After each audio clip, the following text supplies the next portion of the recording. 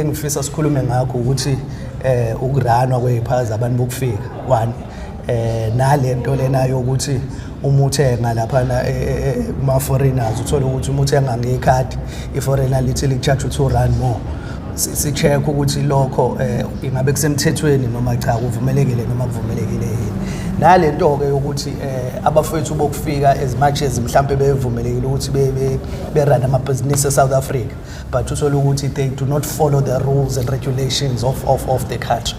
So mfowethu, I'm going to start with the constitution because the constitution is the supreme law of the country. Section 22 the constitution uthi every citizen inelungelo lokukhetha his profession, his trade or his occupation freely, meaning that the constitution specifically or explicitly gives that right to the citizens of South Africa. So now when we talk about Ulokunyana, the foreigners, I think Ulokunyana Immigration Act comes to play at 10. And what does the Ulokunyana Immigration Act says about foreigners running business in South Africa? I think there are about 15 permits that are put or that are found with Immigration Acts. I think they start from Section 10 to Section 24, if I am not mistaken. Those are different permits that foreigners can apply for in order to come to South Africa. But I'm going to focus on Section 15 of the Immigration Act, a business permit. Section 15 uthi a business permit can be provided to a foreign national, provided that foreign national invest 5 million, or let me put it differently, will run a business that is worth 5 million, and that foreign national is allowed to also bring the immediate members of his family to work in that business. According to Section 25, subsection 1, 40 where Immigration Act, which speaks about a permanent residence. I'm a permanent residence. It's somebody that has a work permit to 5 years, then he can apply for a permanent residence. According to this provision of Section 25, I'm a permanent residence and I'm a lungela fanayo nama South Africans. Meaning that whatever lungelo and obligation and rights and what, the permanent resident holders also have that same or have those same rights and obligations. But those rights and regulations that are explicitly provided to South Africans, I'm a permanent resident, are not afforded those rights. This one is very controversial. I'm going to pause it. I want you to remember what the Constitution said, right? And I want you to align it with Immigration Act to Section 25. Let me read it. Section 25 says, holders of a permanent resident permit have all rights, obligations, privileges, and duties afforded to citizens, except those explicitly afforded to citizens by law or the Constitution. There's an exception to these rights that are provided to permanent resident holders. I have a feeling that it contradicts or there is a clash between the two, because it provides foreign nationals with similar rights or same rights as South African citizens, and yet the Constitution, Section 22 of the Constitution says only South African citizens have a right to choose their trade.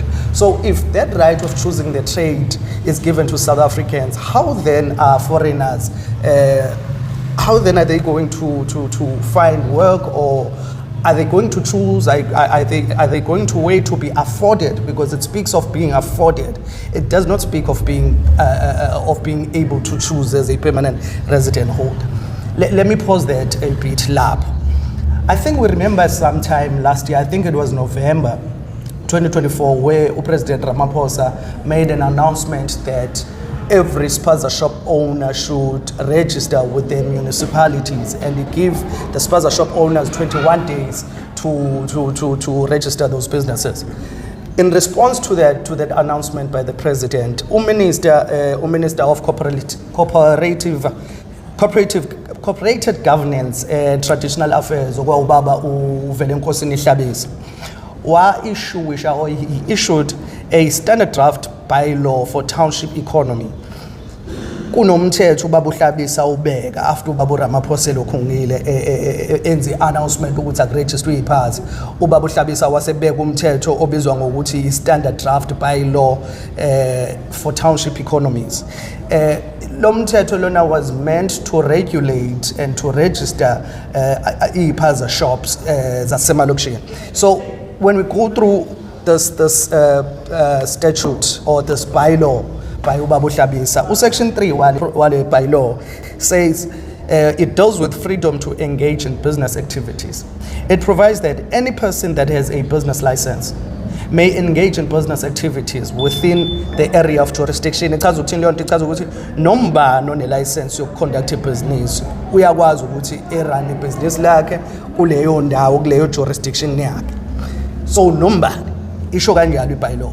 Section 3 subsection 2 wale bylaw uthi a municipality may determine quotas on the proportion of the businesses within specific categories of businesses to be owned or operated by foreigners. Ichaza ukuthi lento umasipala is given a mandate now by this bylaw ukuthi umasipala kube wona uthi kulama business registered noma esinawo in our jurisdiction, a certain portion must be given to foreigners, meaning that foreigners are now permitted, because of the bylaw, are permitted again to run businesses in the township economy. Subsection 3 subsection 3 of this provision in determining those quotas, a municipality again must ensure that a portion of the total staff employed in those businesses that are run by foreign nationals are South African citizens or permanent residents. What this means, it means that umasipala uzothuma esenikeze a certain portion of the businesses to foreigners.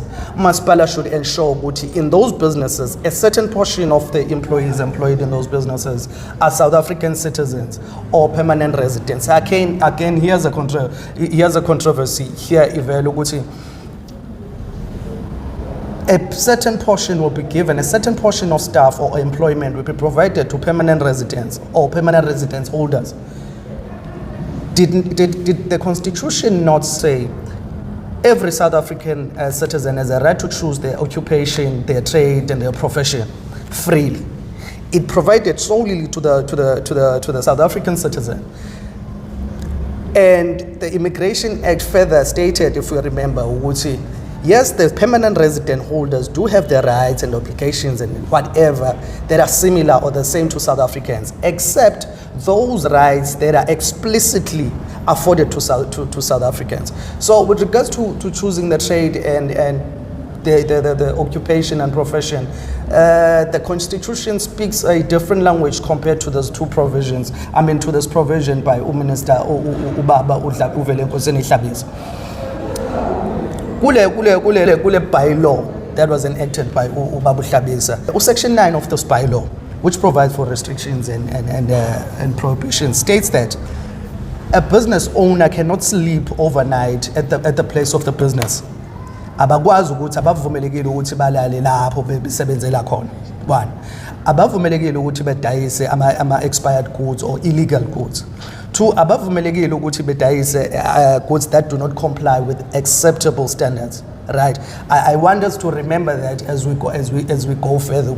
There are restrictions, not permanent. You're not allowed to sleep at the place of your business. You're not allowed to sell expired or illegal goods. You're not those at least that I just mentioned is not exhaustive. It is. I'm just mentioning a few. You can go through Section 9, where standard draft bylaw for township economies. You'll see a list of the restrictions and prohibitions. Right, but I want us to remember the 3 as because I think we all know what our foreign brothers sleeps in the businesses. The toilets we have seen. I mean, on social media, the toilets are within the business, and the bedrooms are just in the shops. So the bylaw prohibits that.